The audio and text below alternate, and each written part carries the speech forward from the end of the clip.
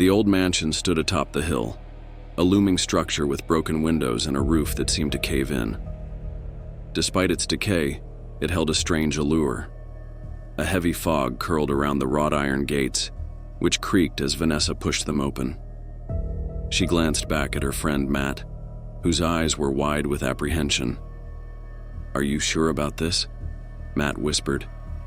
"The stories, they say people vanish in there." But Vanessa only smirked, undeterred by local legends or ghostly rumors. The entryway was dark, and their flashlights cast thin beams across cracked walls and faded wallpaper. Dust motes floated in the stale air, undisturbed for years. They moved through the main hall, every step echoing as if something hidden were listening. Vanessa's heart quickened, both from excitement and an unspoken sense of dread. A faint, icy draft crept down the staircase, carrying with it the scent of old wood and something faintly rotten. Matt coughed, covering his nose with his sleeve. Vanessa found herself drawn toward the stairs, hypnotized by an unseen pull. Matt hesitated, glancing toward the front door as if considering a quick exit.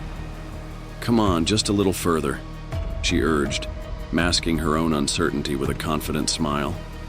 "Think of the photos we'll get." They ascended slowly, the wooden steps groaning under their weight. Shadows seemed to stretch along the walls, contorting in the dim glow of their flashlights. At the top of the stairs, a long hallway stretched before them, lined with doors that were all slightly ajar. Each one seemed to hold a dark, secretive interior.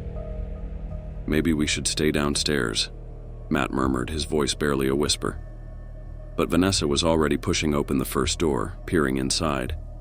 A child's room lay beyond, toys scattered on the floor, a small bed in one corner. Oddly, the bed was perfectly made, the blanket undisturbed. Something felt wrong. Vanessa's fingers brushed a faded teddy bear lying on the floor. Its fur was worn, its eyes dull and vacant. She turned to Matt, who was looking out into the hallway, his brow furrowed. "Did you hear that?" he whispered as his flashlight trembled in his hand. There was a soft scraping noise, like nails dragging across wood, echoing faintly from somewhere further down the hall. They both froze. Heart pounding, Vanessa moved back into the hall, peering into the shadows.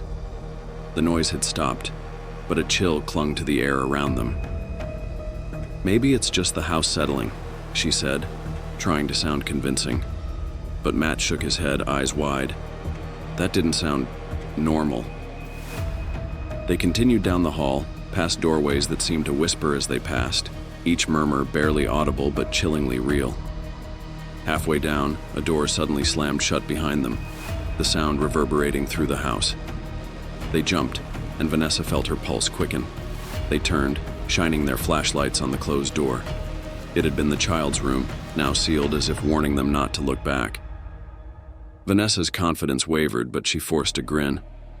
"Old house, old hinges," she said, though her voice shook slightly. "No big deal." But Matt was no longer listening. He was staring at a mirror on the wall, his reflection twisted and warped in ways that defied reason. "Do you see that?" he stammered, backing away from the mirror. His face in the reflection seemed to shift, as if something was beneath his skin. Vanessa forced herself to look, and her own reflection stared back, eyes wide with terror that she hadn't realized she was feeling. It was as if the mirror saw her fears. They stumbled backward, almost tripping over each other, moving down the hall as the lights began to flicker. A heavy silence pressed down around them. Ahead, an old, tattered painting caught their attention. It depicted a family, but their faces were smeared, distorted as though someone had tried to erase them. A faint whisper seemed to come from the painting, a child's voice, pleading for release. Vanessa felt a shiver crawl up her spine as she backed away. The air grew colder, the temperature dropping with each step they took. Matt's breath became visible, wisps of fog escaping his mouth.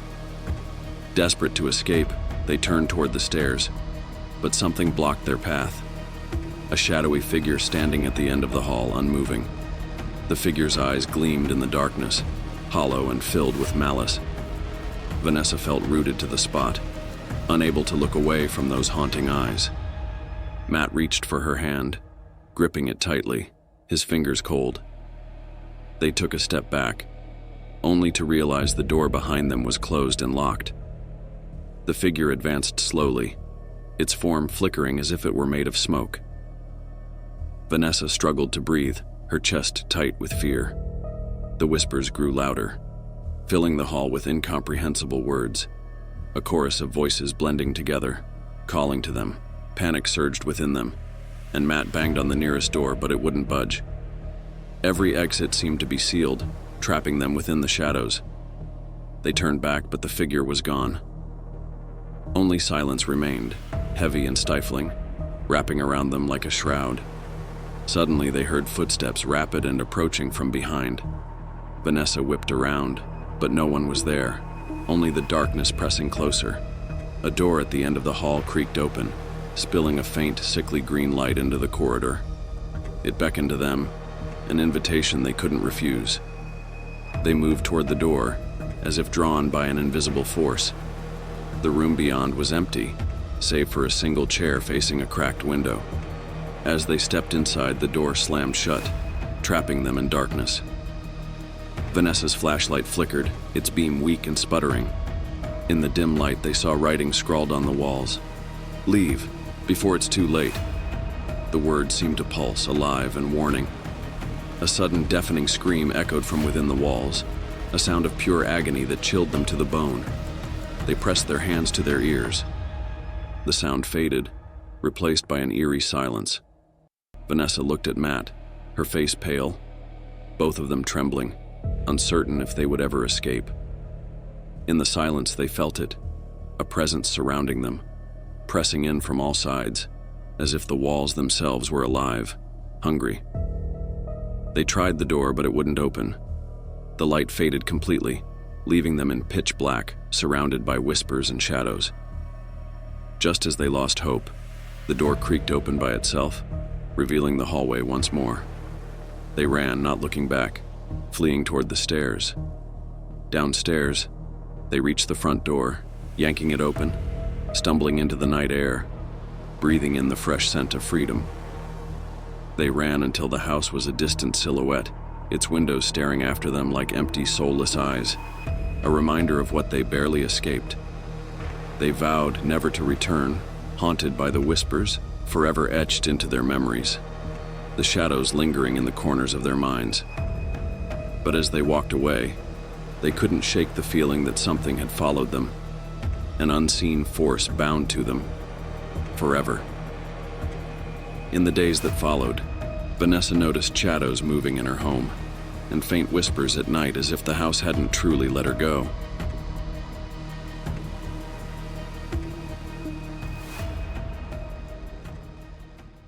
The last light slipped behind the mountains, casting long shadows across the empty road as Jason sped toward the house he'd promised himself he'd never see again. The rain began as a slow patter against his windshield, turning the night air thick and humid, suffocating even inside his old car. He checked the rearview mirror, a nervous habit, as if something might be creeping up behind him.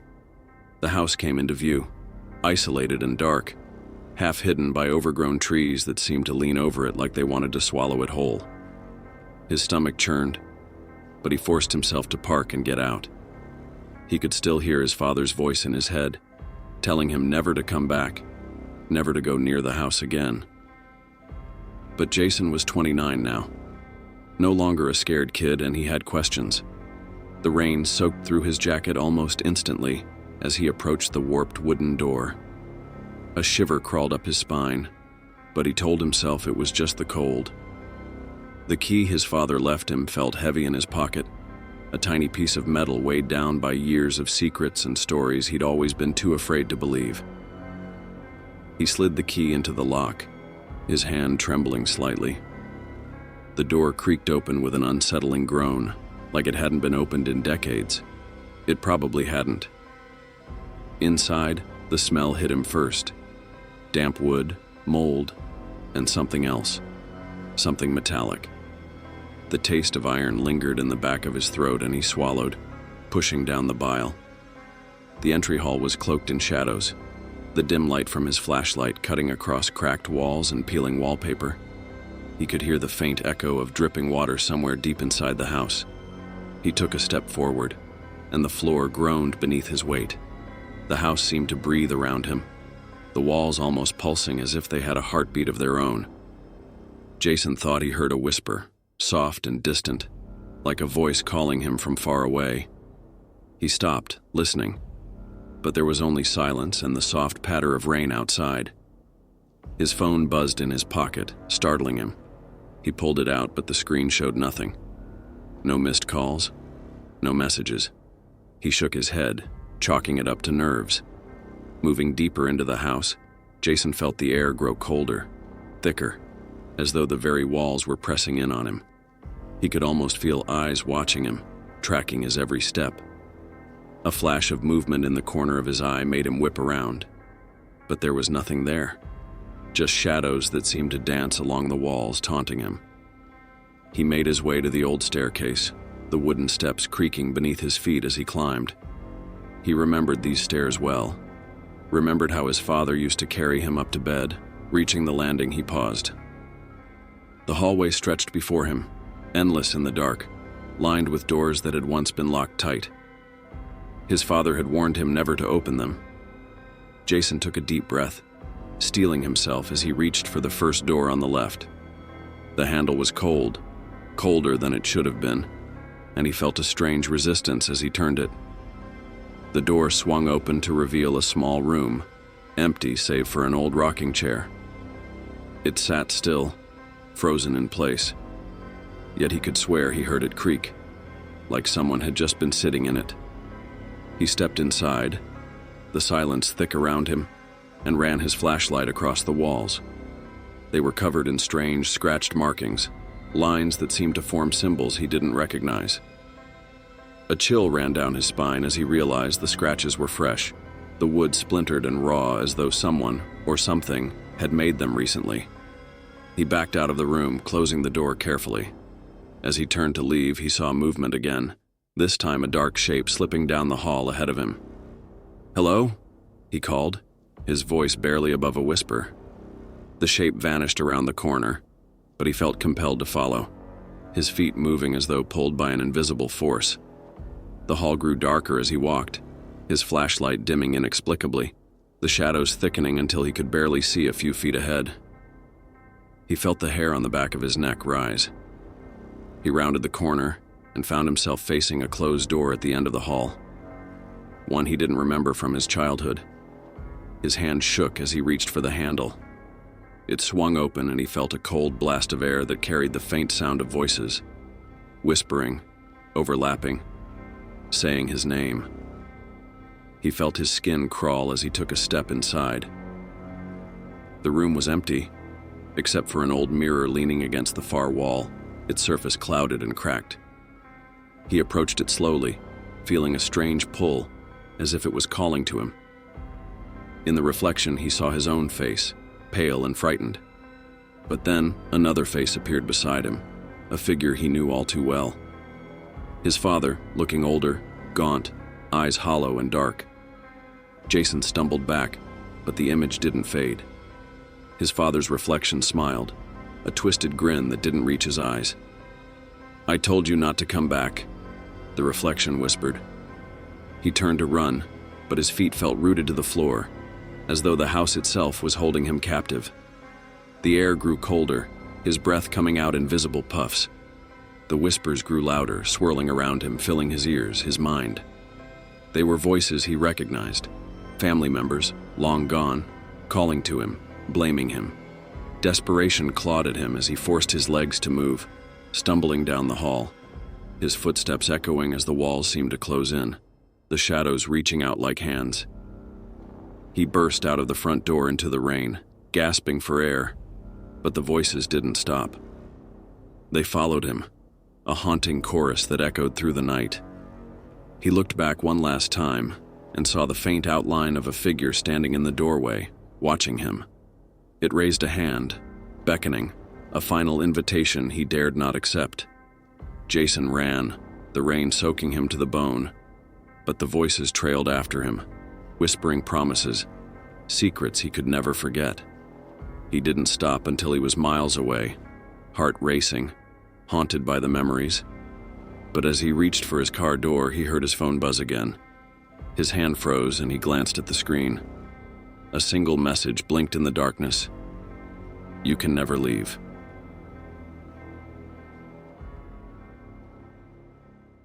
The rain poured as Amy pulled up to the decrepit mansion, its shadow looming against the gray sky.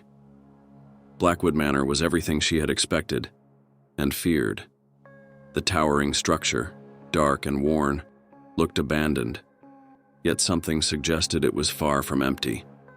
Amy was here to assess the property for her real estate firm. Her boss promised a bonus if she confirmed the house's condition, but local legends suggested more than dust and broken windows waited inside. This old mansion was said to be cursed. Many believed it was haunted by the restless spirits of its past inhabitants. As she stepped out of her car, a chill ran down her spine. A sense of dread gnawed at her. The tall iron gates groaned as she pushed them open, echoes fading into dense fog. The sight of the mansion was unnerving. Amy had come this far, so turning back now wasn't an option. The front door creaked loudly as she entered, and the musty smell of decay hit her. Dust floated in the beam of her flashlight, forming eerie shapes in the dim entryway. Her heart pounded as silence engulfed her. Each step sounded louder than before. The air felt thick, almost suffocating, as though the house was holding its breath. Old portraits lined the walls, their painted eyes watching Amy as she walked. The figures in the paintings looked frozen in time, faces showing a mixture of elegance and sorrow. A thunderclap echoed through the house, making her jump in fright. She clutched her flashlight tighter. The storm outside worsened, fierce winds howling through cracks in the windows. She felt trapped, unsure if she could even leave. A faint whisper froze her in place. She told herself it was just the wind, but unease settled deep in her bones, urging her to leave immediately. The whispers grew louder, soft, unintelligible murmurs that seemed to follow her. She tightened her grip on the flashlight, ignoring the growing sense she was not alone here. Venturing further, she found a large sitting room. The wallpaper was peeling, and furniture lay covered in sheets, as if abandoned suddenly. The silence was suffocating. The only sound was the occasional groan of the house settling. It felt as if the manor itself was watching her, waiting for her next move. Amy reached to uncover a chair but stopped short as she felt cold breath on her neck. She whipped around, heart racing, but no one was there. The room was empty, though the temperature had dropped, and a sense of foreboding filled her chest. Her mind raced, trying to rationalize what was happening. Was it just the chill of the storm seeping into the house? Or was something more sinister at play here beyond her understanding? The whispers grew louder, filling her ears. They seemed to call her name, urging her deeper into the house. Her feet moved as if on their own. The air grew heavier with each step, thick with a presence that felt ancient and malevolent. The house seemed alive, breathing, and she felt its pulse within her. In the dim light, she saw an old diary on a dusty table. It was partially open, revealing scrawled entries that spoke of unseen forces and unwanted visitors. Her hands trembled as she reached for it. The words on the pages were haunting, eerily familiar. She had heard rumors of the house's dark history before. People had claimed the house was haunted, cursed. But reading these words in person, feeling the weight of their meaning, made it all disturbingly real. Each page detailed eerie occurrences, escalating from strange sounds to terrifying encounters. The entries stopped abruptly, dated exactly 20 years ago to the day. Amy's stomach twisted as she realized the date matched today's. It felt like a sign, as though she had been drawn here for reasons she couldn't yet understand. An overwhelming sense of dread filled her as she read. Something had happened in Blackwood Manor on this day, 2 decades ago, and she was starting to understand why. Her breath came faster, her chest tight. She could feel unseen eyes on her, watching her every move. The room grew colder as she continued to read, her breath puffed out in white clouds, the whispers becoming shrill cries. The house seemed to hum with an unseen energy, vibrating beneath her feet. The air thickened, as if the walls were closing in on her. Desperately, she closed the diary and shoved it into her bag, hoping to break its grip. Suddenly, a loud bang echoed from upstairs. The noise was followed by footsteps, slow and deliberate, creaking on the old wooden floors above her. Amy's heart skipped a beat. Who was up there? She swallowed hard and tried to steady her breath, debating if she should investigate or run. Against her better judgment, she climbed the staircase, each step echoing in the eerie silence. She gripped the railing, feeling her palms grow damp with sweat. The darkness around her grew deeper. She felt as though the walls were closing in, the space shrinking with every step. Each sound made her jump. On the second floor, the air was even colder, heavy with unnatural stillness. Shadows danced along the walls, shifting with each flicker of her flashlight. The house was alive with sound, the creaking of wood, the rustle of fabric, the soft murmur of whispers. Amy felt as if she were being guided. At the end of the hallway, a door was ajar, revealing faint light. She approached slowly, her steps echoing, feeling as if the house itself was watching her. She hesitated, wondering if she should turn back, but the lure of the unknown was strong. She pushed the door open and stepped inside.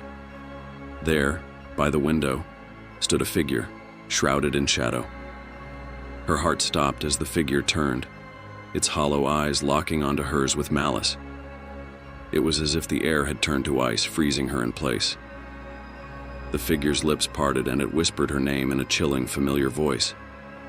Amy wanted to scream, but no sound came.